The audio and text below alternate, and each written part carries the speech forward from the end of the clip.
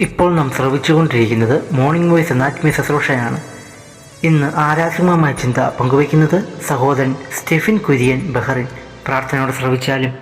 വാഴ്ത്തുക നീ മനമേ എൻ പരനേ, വാഴ്ത്തുക നീ മനമേ,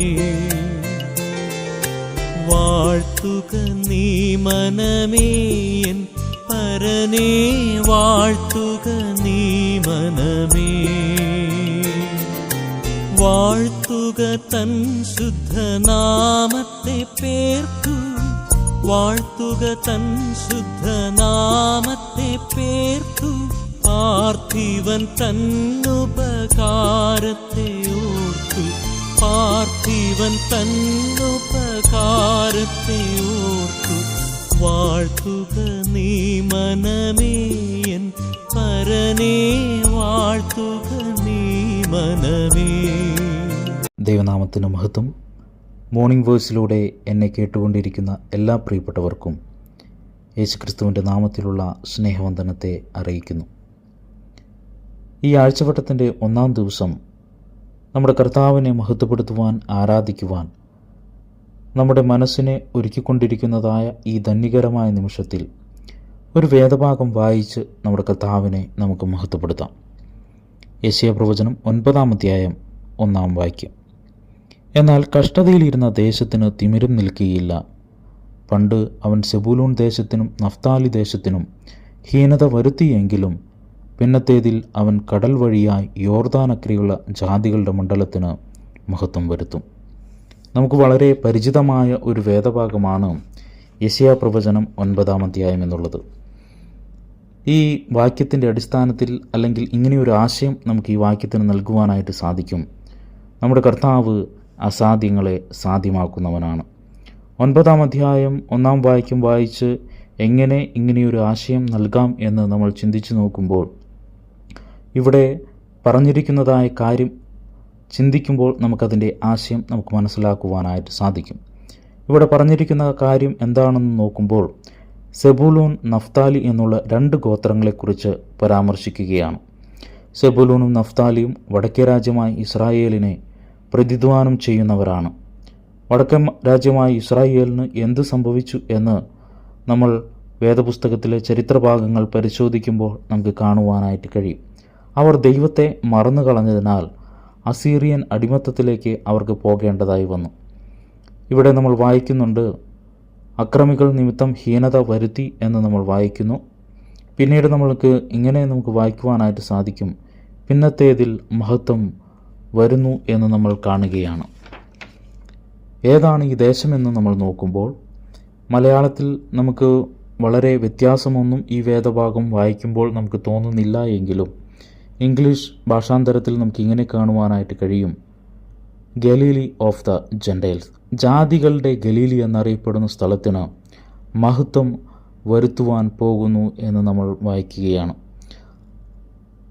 അസാധ്യങ്ങളെ സാധ്യമാക്കുന്നവനായ ദൈവത്തെ നമുക്ക് ഈ വാക്യത്തിൻ്റെ അടിസ്ഥാനത്തിൽ നമുക്ക് കാണുവാനായിട്ട് സാധിക്കും.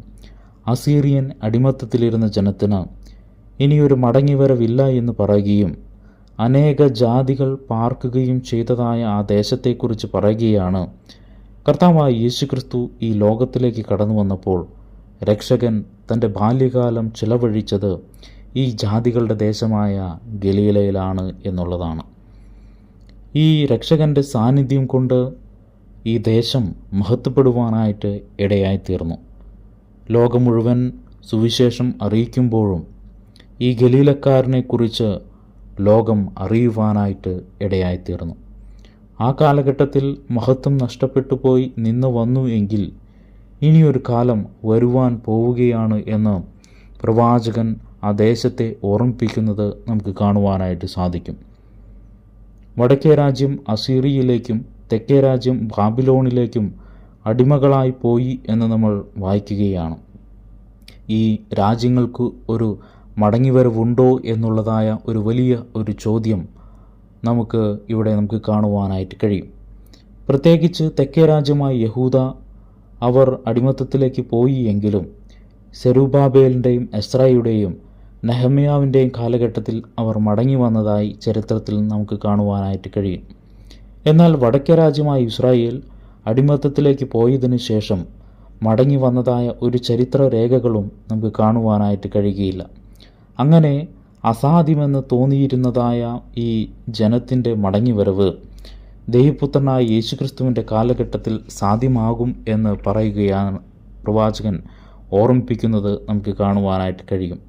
ഈ നമ്മുടെ കർത്താവ് അവിടുന്ന് അസാധ്യങ്ങളെ സാധ്യമാക്കുന്നവനാണ്. യഹൂദയ്ക്ക് വീണ്ടും ഒരു മടങ്ങിവരവ്, ഇസ്രായേലിന് വീണ്ടും ഒരു മടങ്ങിവരവ് അസാധ്യമെന്ന് ചിന്തിച്ചിരുന്നതായ ഒരു കാലഘട്ടത്തിൽ തിരുവെഴുത്ത് പറയുന്നത് ഇങ്ങനെയാണ്: ദൈവം നമ്മോട് കൂടെ എന്നുള്ള ഇമ്മാനുവേലിനോട് കൂടെ അല്ലെങ്കിൽ ഇമ്മാനുവേലിനൂടെ അസാധ്യങ്ങളെ സാധ്യമാക്കുവാൻ ഇടയായിത്തീർന്നു എന്നുള്ളതാണ്. മനുഷ്യനാൽ അസാധ്യമായ പല കാര്യങ്ങളുമുണ്ട്. എന്നാൽ അതിനെ സാധ്യമാക്കുവാൻ ദൈവം മനുഷ്യനായി ഈ ഭൂമിയിലേക്ക് കടന്നു വരുവാനായിട്ടിടയായിത്തീർന്നു. ആത്മരൂപിയായ ദൈവം ആൾരൂപം ധരിച്ച് ഈ ലോകത്തിലേക്ക് കടന്നു വന്നത് അസാധ്യമെന്ന് കരുതിയതായ പല കാര്യങ്ങളെയും സാധ്യമാക്കി തീർക്കുവാൻ വേണ്ടിയാണ്. യഹൂദയോടും ഇസ്രായേലിനോടുമുള്ള ബന്ധത്തിൽ അവിടുന്ന് ഈ ഭൂമിയിലേക്ക് കടന്നു വരുവാനായിട്ടിടയായിത്തീർന്നു. ആ ജനത്തെ കൂടെ വീണ്ടെടുക്കുവാൻ വേണ്ടി യേശുക്രിസ്തു ഈ ഭൂമിയിലേക്ക് കടന്നു വരുന്നു. എന്നാൽ ഇങ്ങനെ നമ്മൾ വായിക്കുന്നു: അവൻ സ്വന്തത്തിലേക്ക് വന്നു, സ്വന്തമായവരോ അവനെ കൈക്കൊണ്ടില്ല എന്ന് നമ്മൾ വായിക്കുകയാണ്. എന്നാൽ അവനെ കൈക്കൊണ്ട് അവൻ്റെ നാമത്തിൽ വിശ്വസിക്കുന്ന ഏവർക്കും ദൈവമക്കളാകുവാൻ അവൻ അധികാരം കൊടുത്തു എന്ന് നമ്മൾ വായിക്കുകയാണ്. മത്തായി സുവിശേഷം 19-ാം അധ്യായം അതിൻ്റെ 26-ാം വാക്യത്തിൽ നമ്മൾ ഇങ്ങനെ കാണുന്നു: ദൈവത്തിന് സകലവും സാധ്യം എന്ന് നമ്മൾ വായിക്കുകയാണ്. സമ്പന്നരായവർ സ്വർഗത്തിൽ എങ്ങനെ കടക്കും എന്ന് പ്രയാസകരമായ കാര്യമാണ്. കർത്താവ് പറയുകയാണ്, ഒട്ടകം സൂചിക്കുഴയിലൂടെ കടക്കുന്നത് പോലെ എന്ന് പറയുമ്പോൾ അത് എങ്ങനെയാണ് എന്ന് ശിഷ്യന്മാർ ചോദിക്കുമ്പോൾ കർത്താവ് പറയുകയാണ്, മനുഷ്യരാൽ അസാധ്യം ദൈവത്തിന് സാധ്യം. ദൈവത്തിന് സകലവും സാധ്യമെന്ന് ഈ വേദഭാഗത്ത് നമുക്ക് കാണുവാനായിട്ട് സാധിക്കും.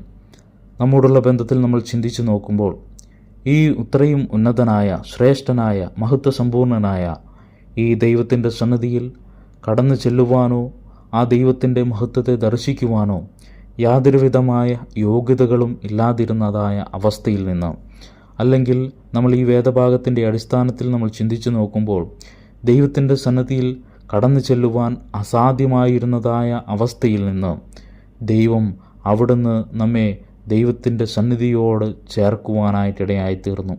മാനുഷികമായ നിലയിൽ അസാധ്യമായിരുന്നതായ കാര്യത്തെ ദൈവം നമ്മോട് കൃപ കാണിച്ചപ്പോൾ ദൈവത്താൽ അത് സാധ്യമായി എന്ന് നമ്മൾ ദൈവവചനത്തിൽ നമുക്ക് കാണുവാനായിട്ട് സാധിക്കും.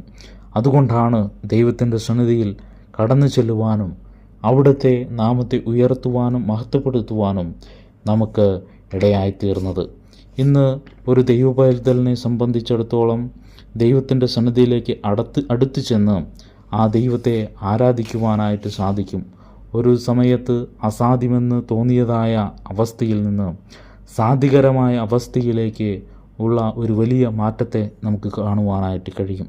ദൈവസന്നിധിയിൽ കടന്നു ചെന്ന് അവിടുത്തെ ആത്മാവിലും സത്യത്തിലും ആരാധിക്കുവാനായിട്ടുള്ള ഒരു സ്വാതന്ത്ര്യം നമുക്ക് ലഭിക്കുവാനായിട്ടിടയായിത്തീർന്നു. പഴയ നിയമത്തിൽ പുരോഹിതന് മാത്രമുണ്ടായിരുന്നതായ ഈ സാധ്യത പുതിയ നിയമവിശ്വാസികളെ സംബന്ധിച്ച് നമ്മൾ വായിക്കുകയാണ്. നമ്മൾ രാജകീയ പുരോഹിത വർഗമാണ് എന്നുള്ളതാണ്. ദൈവസന്നിധിയിൽ അടുത്ത് ചെല്ലുമ്പോൾ നന്ദിയോടെ നമ്മുടെ കർത്താവിനെ മഹത്വപ്പെടുത്തുവാനായിട്ട് സാധിക്കട്ടെ. എത്രയോ ത്യാഗങ്ങളിലൂടെ, വേദനകളിലൂടെ, കണ്ടാൽ ആളല്ല എന്ന് തോന്നുമാറ് വിരൂപമായ നമ്മുടെ കർത്താവ് കാൽവറി ക്രൂശിൽ ഒരു ബലിമരണത്താൽ നമ്മുടെ പാപങ്ങളെ അവിടുന്ന് മോചിച്ച് നിൽക്കുവാനായിട്ട് ഇടയായിത്തീർന്നു. അതുകൊണ്ടാണ് ദൈവത്തിൻ്റെ സന്നിധിയിൽ അസാധ്യമെന്ന് തോന്നിയിരുന്നതായ നമുക്കോരോരുത്തർക്കും ദൈവസന്നിധിയിൽ കടന്നു ചെന്ന് അവിടുത്തെ ആരാധിക്കുവാനായിട്ടിടയായിത്തീർന്നത്. അതെ, നമുക്ക് ദൈവത്തിൻ്റെ സന്നിധിയിൽ കടന്നു ചെന്ന് അവിടുത്തെ മഹത്വത്തെ കണ്ട് ആരാധിക്കുമ്പോൾ, അവിടെ നമ്മോട് ചെയ്തായ വലിയ കൃപകളെ ഓർത്തുകൊണ്ട് നമ്മൾ ആരാധിക്കുമ്പോൾ നമുക്ക് ഓർക്കുവാനായിട്ടുള്ള ഒരേ ഒരു കാര്യമേ ഉള്ളൂ. അത് നമ്മുടെ ജീവിതത്തിൽ അസാധ്യമായിരുന്നു, പക്ഷേ അത് ദൈവം നമ്മുടെ ജീവിതത്തിൽ സാധ്യമാക്കി തീർത്തു. അതിന് പിന്നിൽ പ്രാവർത്തികമായത് നമ്മുടേതായ പ്രവൃത്തികളോ നമ്മുടേതായ കഴിവുകളോ അല്ല. ദൈവം നമ്മോട് കാണിച്ചതായ മഹാസ്നേഹം, ആ മഹാസ്നേഹത്തെ, മഹാകരുണയെ, മഹാകൃപയെ ഓർത്ത് ദൈവത്തെ നന്ദിയോടെ സ്തോത്രം ചെയ്യാം. ദൈവനാമം മഹത്വപ്പെടുമാറാകട്ടെ. ആമേൻ. നിന്നകൃത്യം പരനൊക്കെയും പോക്കി, നിന്നകൃത്യം പരനൊക്കെയും പോക്കി, തിന്നമായി രോഗങ്ങൾ നീക്കി നന്നാക്കി, തിന്നമായി രോഗങ്ങൾ നീക്കി നന്നാക്കി, വാഴ്ത്തുക നീ മനമേ എൻ പരനേ, വാഴ്ത്തുക നീ മനമേ.